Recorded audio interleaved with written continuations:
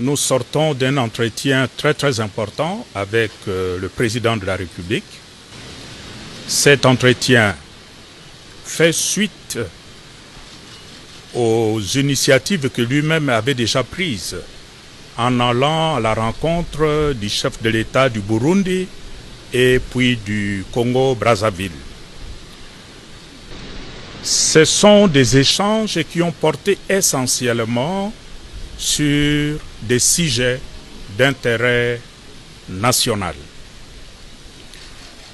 À l'issue de ces échanges, nous avons eu à nous rendre compte que notre pays, la République démocratique du Congo, a besoin de communion entre le fils et les filles du Congo.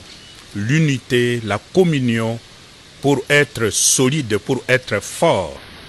Comme vous le savez tous, notre pays aujourd'hui souffre d'une agression qui vient essentiellement de l'Est du Rwanda, nous le savons. Mais comment pouvons-nous faire face à une telle agression si nous sommes divisés entre nous, les fils et filles du Congo?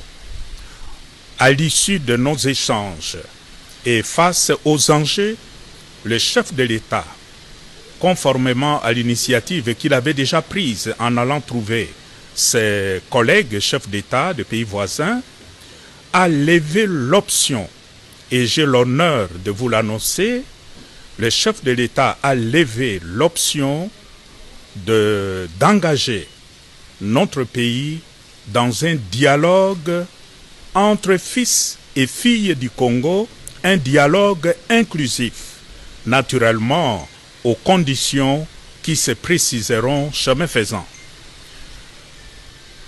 C'est l'occasion pour moi aujourd'hui, au nom de tous mes collègues qui sont ici, les chefs religieux, d'exprimer ma gratitude au président de la République qui, en tant que père d'une nation, d'une famille, s'est surpassé, s'est dépassé, je dirais, pour prendre cette initiative et inviter tous les fils et filles du Congo à s'asseoir et à se dire ce qui ne va pas.